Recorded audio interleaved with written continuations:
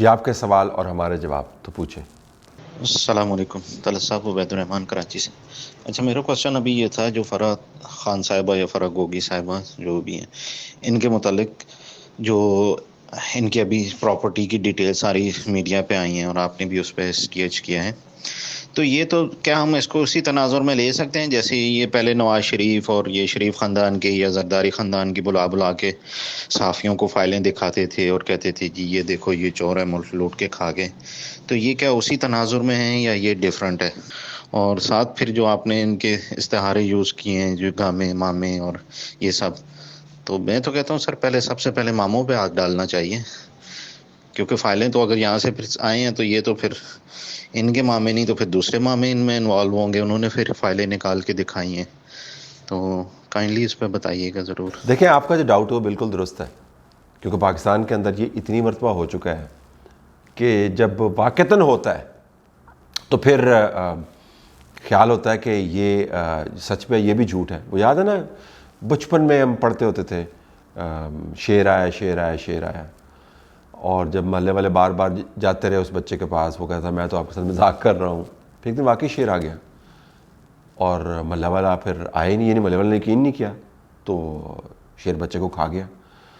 تو اب یہی ہو رہا ہے، اتنی مرتبہ یہ کیا جا چکا ہے کہ جب حقیقت بھی سامنے آئے گی تو لوگ اس پہ یقین نہیں کریں گے. اسی وجہ سے میں نے ابھی جو اسٹیج کیا آپ کی نظر سے گزرا ہوگا اس کے اندر میں نے یہی درخواست کی ہے کہ اس کو نیل ڈاؤن کریں بھائی.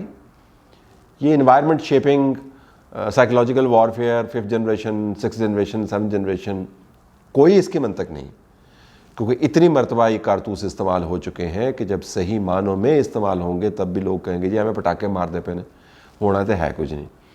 تو بالکل آپ درست کہہ رہے ہیں، میرے خیال میں اس کو نیل ڈاؤن کرنا چاہیے، اور جو لوگ اس کے پیچھے انوالو ہیں اگر واقعتاً آپ سنجیدہ ہیں سب پر ہاتھ ڈالنا چاہیے نا. اکیلی تو فرح گوگی تو کچھ بھی نہیں ہے، مطلب ایک ایسی خاتون جس کو کسی آفس میں، اور خاتون ہونے کے ناطے سے نہیں میں کہہ رہا، میں پاکستانی شہری ہونے کے ناطے سے کہہ رہا ہوں، کسی آفس میں کسی کلرک کی جاب بھی نہیں ملے گی، فلائنگ ان جیٹس ریئلی، اور کروڑوں روپے کی انگوٹھیاں پہن کے وہ ایسے گھومتی ہے جیسے وہ واقعتاً شہزادی ہے. مطلب ہے آپ دیکھیں تو صحیح، خود ہی ہو گیا ہے سارا کچھ بیٹھے بیٹھے. تو اگر یہ خود ہی ہو جاتا ہے تو وہ جو گدڑ سنگھی ہے وہ پاکستان کی معیشت کو بھی لگا دیں تاکہ وہ بھی پھر بیٹھے بٹھائے جو ہے جہازوں کے اندر گھومنے لگ جائے، اور اس کی جو انگوٹھیاں ہیں آرٹیفیشل جو شالمی سے یہ خریدتی ہوتی تھی وہ ڈائمنڈ کی انگوٹھی میں تبدیل ہو جائے، تو پاکستان کی معیشت کے اوپر بھی وہی تڑکا لگا دیں نا.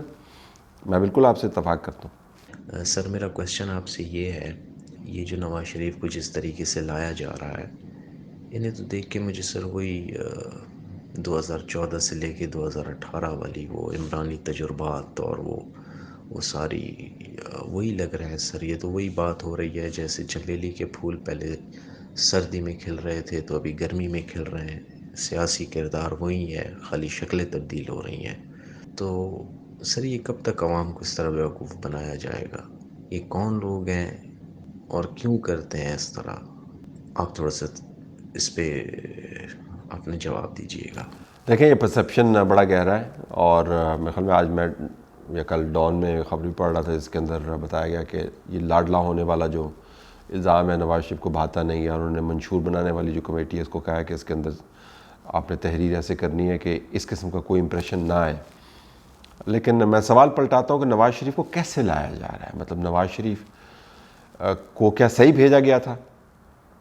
اگر نواز شریف کو صحیح طور پر 3 مرتبہ نکالا گیا ہے، یا تو پھر یہ کہتے ہیں کہ صحیح نکالا گیا تھا اس کو، تو اگر صحیح نکالا گیا تھا پھر تو آپ کی بات بنتی ہے کہ اس کو واپس کیوں لایا جا رہا تھا. لیکن اگر آپ کہتے ہیں کہ پاکستان میں ہمیشہ یہ ہوتا آیا ہے تو نواز شریف کو پھر صحیح طریقے سے نہیں نکالا گیا تھا.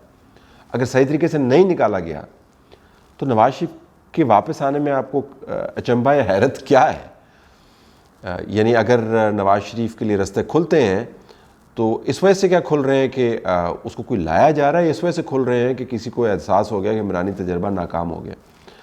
یہ آپ کے لیے سوال ہے، یہ آپ کے سوال کا جواب نہیں، تجزیاتی طور پہ میں آپ کے سامنے رکھ رہا ہوں. تو میرے خیال میں نواز شریف کو ایک موقع ملا عمران خان کے تجربے کے اختتام کے موقع پر، اس نے استعمال کیا اس اپرچونٹی کو اور وہ سیاست میں واپس آ گیا. لیکن یہ امپریشن یقیناً ہے گہرا ہے کہ جی اس کو لایا جا رہا ہے.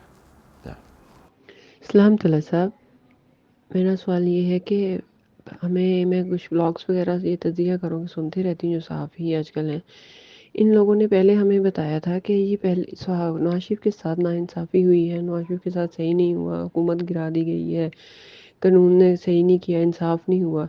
اب یہی تجزیہ کار، اب یہی صحافی جو ان سے ہیں، اب ہمیں یہ بتا رہے ہیں، ہم یہ تجزیہ کر رہے ہیں کہ ہماری ٹھنڈی چل پڑی ہیں، نواز شریف کا ساتھ دیا جا رہا ہے، اور قانون کیسا قانون ہے، یہ کیسا انصاف ہے۔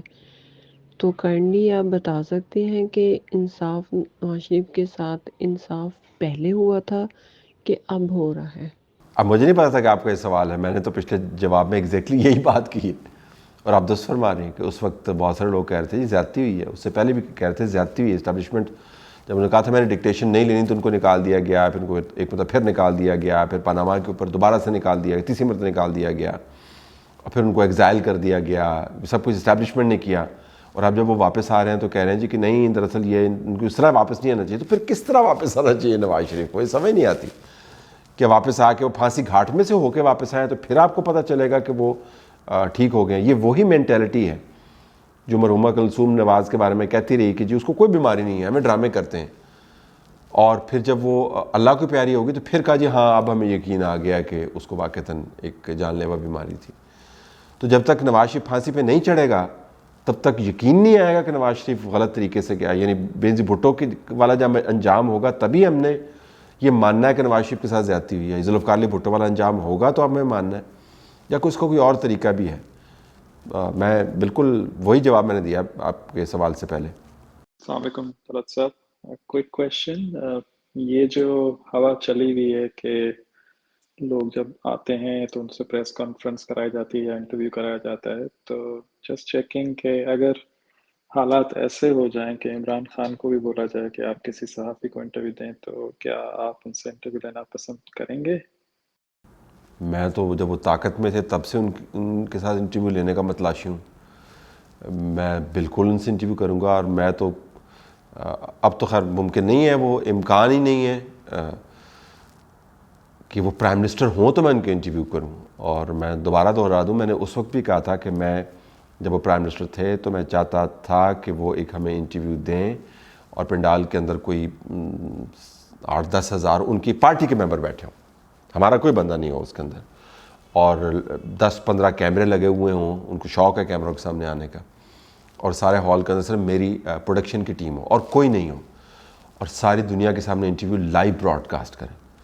کچھار میں جا کے انٹرویو کرنے کا مزہ آتا ہے نا، تو انہوں نے نہیں دیا انٹرویو، تو اب جیل میں مجھے کدھر انٹرویو دیں گے؟ لیکن میں بالکل انٹرویو کروں گا، کیوں نہیں کروں گا؟ لیکن وہ والا انٹرویو نہیں کروں گا جس کے ذریعے وہ اپنے گناہوں پر ندامت کا اظہار کریں، وہ اس طرح کا انٹرویو میں بالکل نہیں کروں گا، پریس کانفرنس والا انٹرویو نہیں کروں گا۔ لیکن ان کا خیال ہے کہ ان کو بڑی باتیں کرنے کو ہے تو بالکل انٹرویو کروں گا۔ دودھ کا دودھ اور پانی کا پانی ہو جائے نا، بہت ہو گیا، ساری زندگی میٹھے میٹھے انٹرویو کروا کے انہوں نے اپنا ایک امیج بلڈ کیا ہے کہ میں بڑا ہوں۔ کبھی کسی لوگوں نے ان کو کنفرنٹ نہیں کیا۔ جو انٹرنیشنل انٹرویوز ہوئے وہ بھی ڈسٹنٹ انٹرویوز ہیں، وہ جواب کے اندر انٹرپٹ کرتے کرتے جو ہے وہ آپ کو 5-6 سیکنڈ کا لیگ آ جاتا ہے بیچ میں۔ بالکل کریں گے، لیکن وہ انٹرویو نہیں کریں گے جس طرح کا صداقت عباسی ٹائپ کا، اس طرح کے نہیں۔ اقبال بات کر رہا ہوں دبئی سے۔ طلعت صاحب، غزہ کے بارے میں بات کرنی تھی۔ آپ نے بھی نوٹ کیا ہوگا، میں نے تو بہت زیادہ نوٹ کیا ہے، میں دیکھ بھی رہا ہوں پاکستانی میڈیا پہ اس طرح سے بات نہیں ہو رہی، یا سوشل میڈیا پہ ویلاگز میں اس کا بہت کم ذکر آ رہا ہے، بلکہ نہ ہونے کے برابر ہے۔ اس کی کیا وجہ ہے؟ انکلوڈنگ آپ نے بھی کوئی ایسا کوئی ڈیٹیل سے اس پہ بات نہیں کی۔ آپ کو بات کرنی چاہیے میرے خیال میں، آپ کی اتنی فین فالوئنگ ہے، اتنے لوگ سنتے ہیں آپ کو، اور آپ اسپیشلی آپ کا تو ایک ایکسپیرینس بھی ہے جب آپ ایک ٹرکش فلوٹیلا کے ساتھ گئے تھے and you are arrested along with other journalists by the Israeli forces، تو وہ بھی شیئر کیجیے، آپ کا کیا ایکسپیرینس تھا وہاں پہ، کیا آپ نے نوٹ کیا اور ان کا بیہیویئر کیسا تھا وغیرہ وغیرہ۔ جی، it is already part of documentary that we did، وہ اس کا لنک موجود ہے، آپ اس کو دیکھ سکتے ہیں وہاں پہ۔ یقیناً آپ درست کہتے ہیں، ہماری توجہ ویسے نہیں ہے جیسے ہونی چاہیے، لیکن آپ نے شاید یہ نوٹ کیا ہوگا کہ میں واحد ٹی وی اینکر ہوں جس نے پہلی مرتبہ اپنے پروگرام کے اندر غزہ نامہ کے نام سے شروع کیا۔ غزہ کی خبریں ہم اپنے پروگرام شروع کرنے سے پہلے سنواتے، اور اب جب ہم خبروں کی سمری دیتے ہیں تو ہماری ٹاپ ہیڈ لائن ہمیشہ غزہ سے متعلق ہوتی ہیں. ٹویٹس بھی میں کرتا رہتا ہوں. وی لاگز ویسے میں نہیں کر سکتا کیونکہ ہمارے ہاں جو دوسرے ایشوز ڈیلی گرائنڈ کے ہوتے ہیں, آپ کہہ سکتے ہیں کہ ترجیحات میں وہ اتنے اہم نہیں ہوتے, لیکن میرا معاملہ صرف ترجیحات کا ہی نہیں ہے, میرا معاملہ امیڈیٹ نیوز وردینس کا بھی ہے. بین الاقوامی طور پر اس کے اوپر ڈیبیٹ ہو رہی ہے. معلومات کا بہاؤ ویسے ٹھیک ہے, اگر آپ الجزیرہ دیکھیں یا رشین RT دیکھیں, اگر آپ العربیہ دیکھیں تو اس کے اندر معلومات کا بہاؤ ٹھیک ہے. سو ان اے وے وی فیل کہ معلومات کا فقدان نہیں ہے جنرلی اسپیکنگ, لیکن آپ نے درست کہا کہ اس طرح کی ڈیٹیل کوریج ہے وہ شاید نہیں ہو. چینلز نے بہت سارے چینلز نے خبروں کے اندر خصوصی جگہ دی ہوئی ہے, تو ایسے نہیں ہے کہ بالکل ہی نہیں ہے. ہو سکتا ہے ہم اپنی کوریج یا تجزیوں کے ذریعے آپ کو مطمئن نہ کر پا رہے ہوں, لیکن ایبسنٹ نہیں ہے ہمارے ریڈار پر سے.